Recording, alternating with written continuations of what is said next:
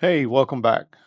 Today we're going to talk about DHCP on the Palo Alto Networks next generation firewall. So if you navigate to the network tab and then on the left side, if you scroll down to DHCP, we're going to specifically talk about two primary functions of DHCP on a Palo Alto firewall.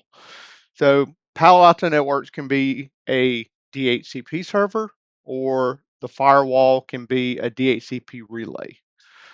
So if we click on up here at the top, DHCP Relay, this is where we can actually point the firewall to a DHCP server. And when a packet comes in, a DHCP request comes in to an interface, it will then relay that packet to the DHCP server to receive an IP address. So if I go down here at the bottom and I click on Add, here we have to specify the interface where we want to be a DHCP relay. So I'm just going to set it for my internal interface. We have to define whether it's an IPv4 or an IPv6 DHCP server. So here I'm going to pick IPv4. I'm going to add a server.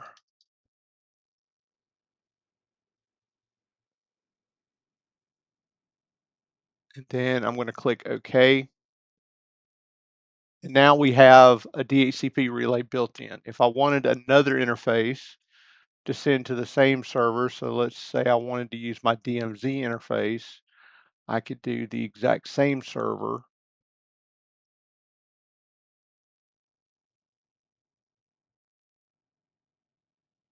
And I could say OK. And now any DHCP request that comes in on 1.3 or on 1.4 will be relayed to the DHCP server. If we go to DHCP servers, this is allowing the firewall to be a DHCP server for clients. So in the same method, I'm going to go down here at the bottom and I'm going to click Add. And here's where we can actually create a DHCP server. So we're locked into the interface again. I have to know where am I listening for DHCP requests. So in this case, I'm going to select the internal interface, and then I'm going to go to options first. So you can see all of the DHCP options that you have. So you can inherit options from the source, or here you can add in your gateway. So for my network, we have 172.23.8.1 would be the gateway for this. This is a 24-bit mask for me. Here we can add primary DNS. So if we had DNS servers, or we can inherit it. Make sure I'm just going to put in 172. Secondary DNS.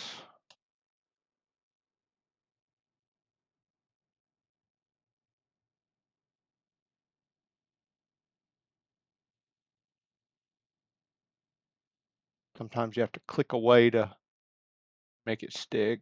If you still use WINS in your network, you can add that here.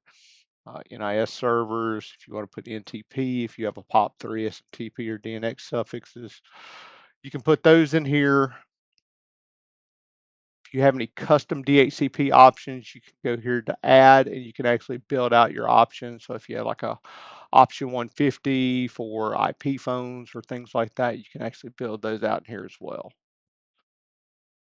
If I go to lease, back to the lease tab, this is where I'm actually going to build out my pool. So here you notice there are a bunch of examples of different ways you could do pools. So I can do it in CIDR notation. I could do a range of addresses.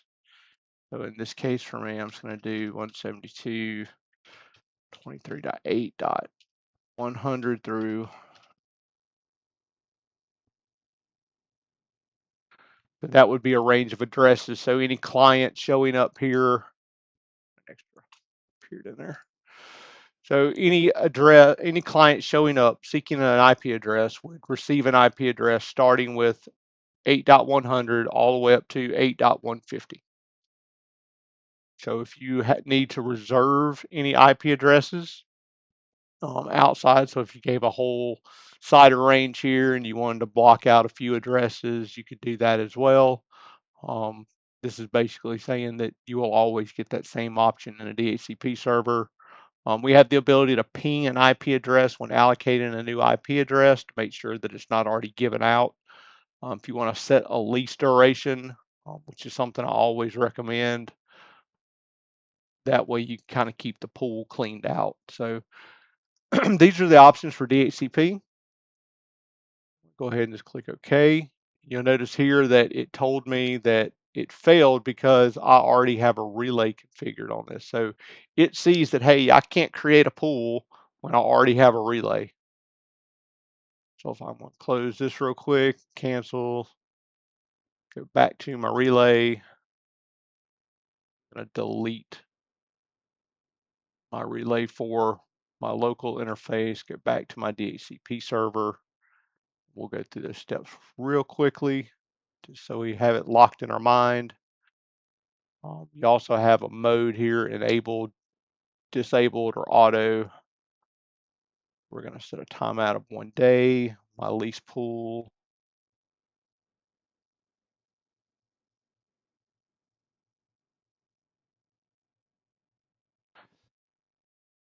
Then for my options, it's again, a gateway, your subnet mask, primary DNS. This time I'm just going to put Google and Cloudflare. And then I'm not going to put any of the rest of the information in here. And I'm going to say OK. And now it takes. So you can commit this. So I'll go ahead and hit commit. And when the commit's finished, I'll come back. Okay, so we've completed our commit.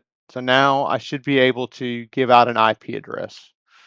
So I'm going to jump back to my Proxmox server where I have a Linux client here. And that client right now is on a different network. So you notice it has a 192.168.18.0 or 18.208 IP address. So I'm going to go into its hardware and I'm going to change its network device.